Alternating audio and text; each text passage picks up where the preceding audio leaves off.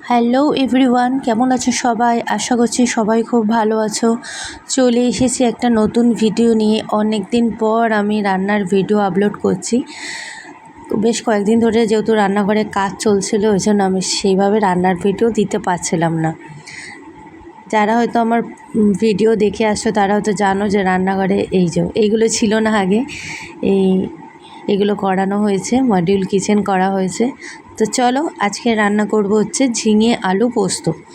কড়াই বসিয়ে দিয়েছি, তেলটা গরম করব।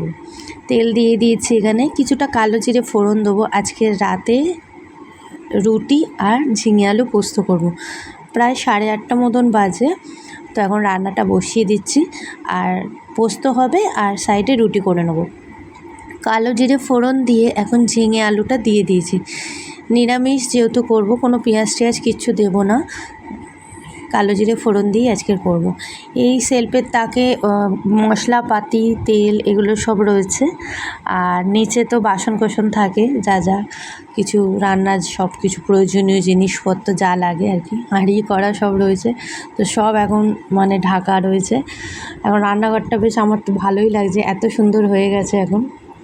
আচ্ছা, নুন হলুদ দিয়ে দিলাম, দিয়ে একটু নাড়াচাড়া দিলাম, কিছুটা লঙ্কা গুঁড়ো দিলাম, একটু ঝাল ঝাল করে করব বলে।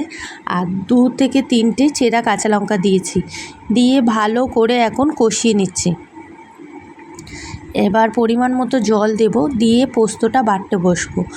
আর এই যে জল দিয়ে ঢাকনা চাপা দিয়ে দেবো, ততক্ষণ একটু হতে থাকুক। তো চলো, এই ফাঁকে পোস্তটা বেটে নিই।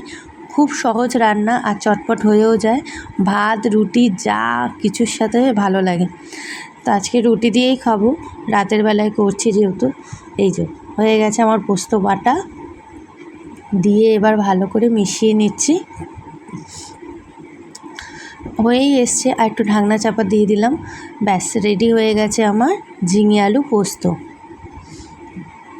একটু শুকনো শুকনো করছি যেহেতু রুটির সাথে খাবো বলে।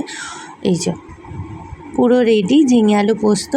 তো আমার ভিডিও যদি তোমাদের ভালো লেগে থাকে, প্লিজ বন্ধুরা চ্যানেলটিকে লাইক করো, শেয়ার করো, আর হ্যাঁ, কমেন্ট সেকশানে জানিও কেমন লাগে আমার ভিডিও। বাই।